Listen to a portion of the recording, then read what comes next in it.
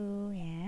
Hari ini adalah pertemuan perdana kita ya kawan-kawan ya. Semoga teman-teman nanti untuk kedepannya tidak bosan ya dengan saya.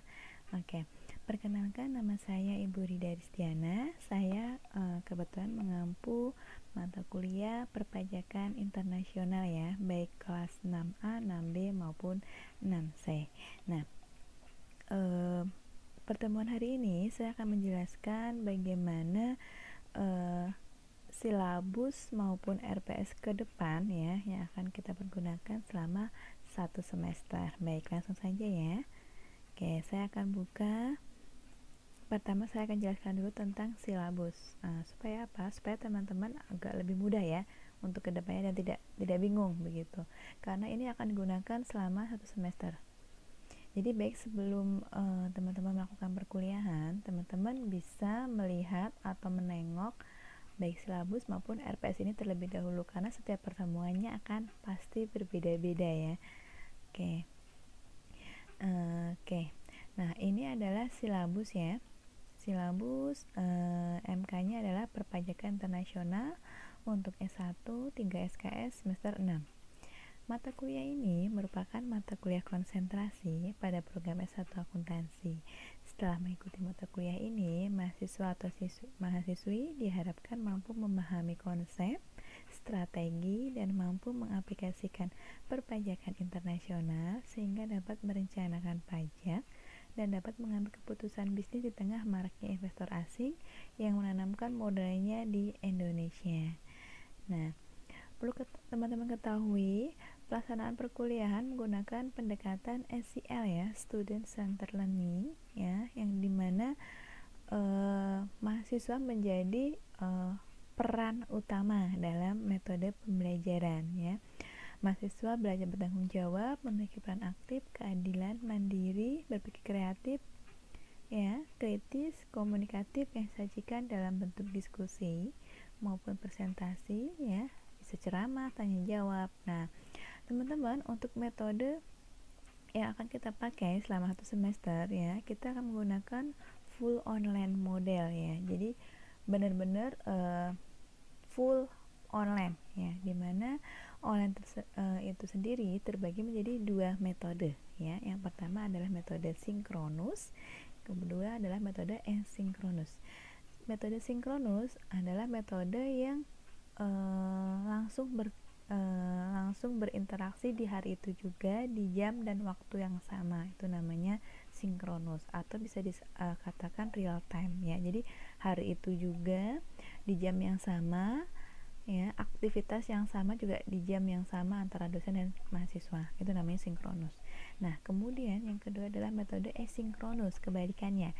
Kalau asinkronus nggak real time ya, jadi nggak harus di jam atau waktu yang sama ya teman-temannya. Jadi misalkan teman-teman mau buka misalkan kuliahnya di hari Senin, nah teman-teman mau buka nih di hari Selasa atau Rabu, itu boleh, silahkan, itu namanya tidak real time ya, itu boleh.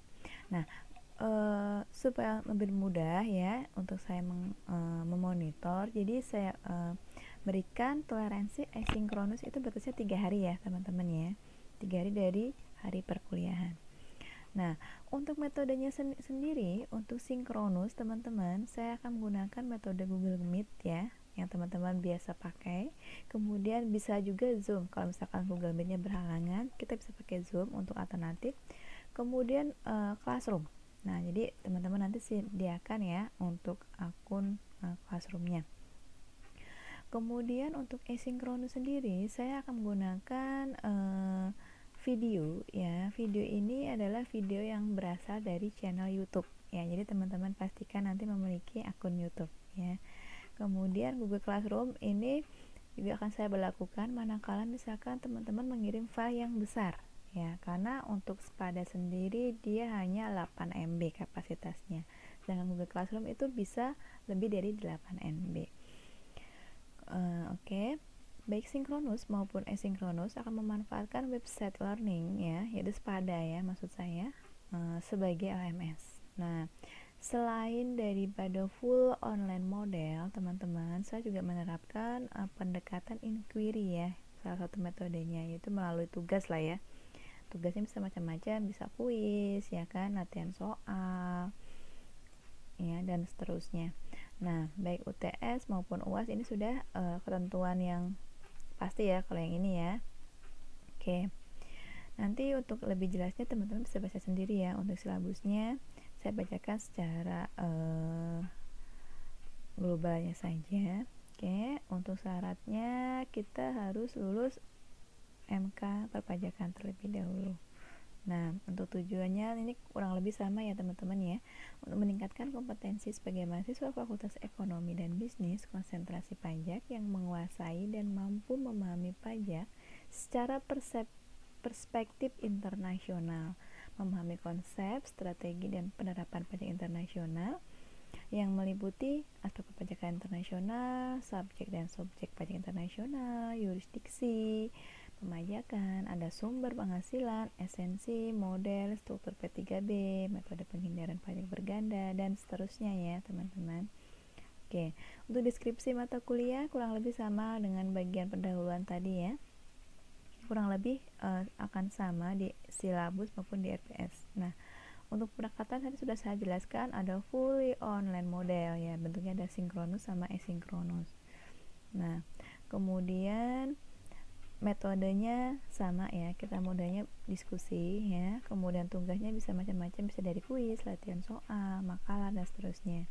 Medianya kita pakai biasa seperti Open Office ya, Microsoft Office maksud saya, jadi bisa PPT, bisa Word. Kemudian kehadiran seperti biasa ya teman-teman, kehadiran adalah setara dengan, kalau saya di kelas saya kehadirannya setara dengan EKT ya teman-temannya, jadi bisa berfungsi sebagai EKT ketiga. Nah, nanti bagaimana menghitungnya adalah total EKT dibagi dengan rata-rata begitu. Nah, untuk EKT 1 maupun EKT 2 prosentasenya 25% ya, jadi masing-masing 12,5%. Untuk UTS 25, UASnya 50. Untuk gradasi penilaian dari 100 ya, excellent sampai dengan E ya, fail. Oke. Nah, teman-teman, di silabus ini ada pertemuan dari sampai pertemuan pertama sampai dengan pertemuan ke-16, di mana dalam 16 pertemuan tersebut ada yang namanya UTS, ada yang namanya UAS, sama EKT 1 dan EKT 2. Ini sudah saya tulis semua di silabus maupun RPS ya, teman-teman tinggal bisa melihat saja. Nah, pertemuan hari ini adalah pertemuan tentang ini ya teman-teman ya, pendahuluan yang isinya ada pengertian, pembagian, sama-sama hukum pajak internasional, kedudukan tax treaty, kemudian aspek perpajakan internasional, sama subjek dan objek pajak dalam pajak internasional, serta domisili fiskal. Saya tidak perlu membacakan satu-satu ya untuk subnya ya, nanti panjang banget. Oke, untuk pertemuan hari ini bahasnya adalah bab 1 dan bab 2 ya. Oke, dan seterusnya ya teman-teman ya. Nah, EKT 1 ada di pertemuan kelima. Jadi pastikan pada saat teman-teman memulai atau pada saat mau mendekati pertemuan kelima atau TM kelima atau tatap muka kelima, pastikan teman-teman hadir ya, karena untuk EKT 1 maupun EKT 2 ini tidak bisa diganti dengan tugas tambahan lain ya, jadi usahakan hadir. Kemudian dan seterusnya 8 ada UTS ya, kemudian di pertemuan 15 ada EKT 2 ya, dan yang terakhir adalah UAS begitu. Untuk referensi bukunya saya hanya menggunakan satu buku saja ya, nggak usah banyak-banyak. Referensinya dari Koir Anwar Porhan ya, tahunnya 2019. Saya usahakan teman-teman memperoleh referensi atau literatur yang terbaru ya, terupdate. Karena apa? Ilmu itu berkembang ya. Ilmu yang berkembang itu juga harus disajikan dengan literatur yang up to date ya, supaya apa? Supaya teman-teman juga bisa mengikuti gitu kan dengan perkembangan zaman. Nah, teman-teman juga bisa menggunakan referensi dari 1, 2, 3, 4 ini ya, bisa menggunakan punya Irwan, Simanjuntak, atau Anang Muri Kurniawan, dan seterusnya ya, karena semua literatur itu bagus. Oke, itu penjelasan saya untuk silabus. Kemudian saya buka yang RPS. Nah, RPS teman-teman. Oke, ini RPS-nya ya. Ini saya coba coba gedein ya sedikit. Nah, oke. Nah, ini nanti bisa dibaca sendiri ya untuk detailnya. Bedanya apa sih Bu silabus sama RPS? Kalau silabus itu berupa ringkasan ya, sedangkan RPS itu lebih detail lagi ya.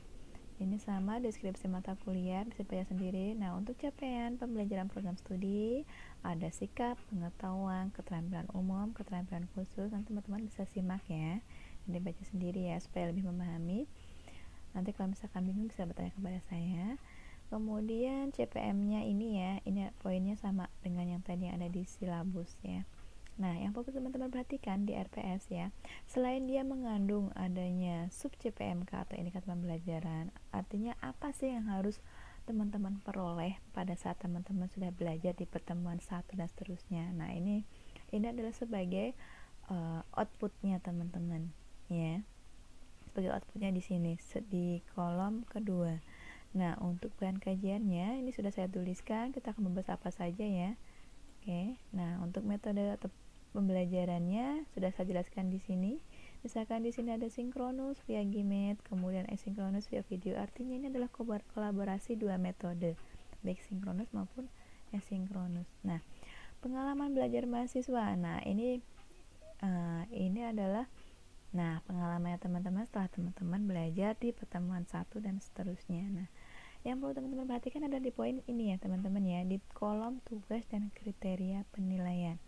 Nah, dicek kembali tiap pertemuan, setiap ada mau mulai pertemuan dicek kembali di kelas saya di kolom ini ya, karena ini yang terpenting di kolom tugas. Manakala di sini ada tugas, teman-teman dipersiapkan ya untuk tugasnya, karena ini pertemuan pertama jadi ini nggak ada tugas ya. Oke. Contoh misalkan di pertemuan kedua, ini temanya jurisdiksi, pemajakan, dan sumber penghasilan.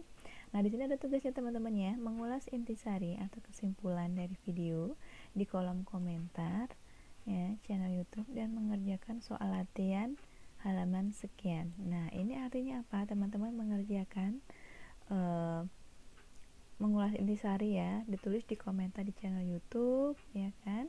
Kemudian teman-teman juga harus mengerjakan latihan soal. Nah, seperti ini. Jadi teman-teman perhatikan selalu di kolom tugas ya. Kemudian seterusnya ada lagi tugas seperti ini, membuat makalah atau PPT, ini jika tugas kelompok. Kemudian seterusnya ada lagi mengerjakan apa. Nah, jadi teman-teman begini ya sistemnya. Jadi jangan dikira bahwa tiap pertemuan kok tugasnya banyak ya Bu, bukan cuma 2 tugas aja dalam 1 semester, tidak. Karena kita menggunakan metode SEL, di mana SEL itu adalah mahasiswa sebagai peran utama. Nah, jadi mahasiswa yang dia harus mencari bahan ya, belajar, menguasai, karena dosen itu hanya sebagai mediator. Dosen membantu mengarahkan teman-teman supaya rajin belajar ya. Jadi setiap pertemuan nanti entah itu metodenya sinkronus ataupun asinkronus, teman-teman diarahkan supaya dapat mengerjakan tugas dengan baik. Karena apa? Kalau mahasiswa tidak diberikan tugas, dia tidak akan pintar, ya kan? Oke. Nah, tadi di pertemuan pertama metodenya campuran ya teman-teman, ada sinkronus ada asinkronus. Kemudian di metode kedua ini hanya asinkronus saja, artinya teman-teman bisa kerjakan dalam waktu 3 hari kalau hanya asinkronus ya. Oke. Kemudian ini sinkronus saja, ini artinya Gmeet ya, jadi pertemuan via online ya, melalui Google Meet, tidak ada tugas di sini ya. Kemudian seterusnya di pertemuan keempat, dia sinkronus lagi. Pertemuan kelima dia EKT 1, pertemuan keenam dia sinkronus lagi ya, dan seterusnya ya teman-teman. Jadi teman-teman lihat di kolom metode pembelajarannya sama metode tugasnya. Nah, ini kebetulan di pertemuan 7 ada diskusi sepada, artinya teman-teman akan melakukan diskusi forum melalui sepada ya. Ini bagi yang belum bisa, nanti saya ajari caranya. Oke. Dan seterusnya ya teman-teman ya, udah UTS ya, dan seterusnya. Jadi pastikan teman-teman mengeprint ya. Kalau mengeprint ini lebih enak kalau di print. Nah, untuk rujukannya sama seperti yang tadi ya, Queryl. Nah, baik tugas individual maupun tugas kelompok saya sudah rinci di lampiran. Nah, ada tugas individual apa saja ini di sini.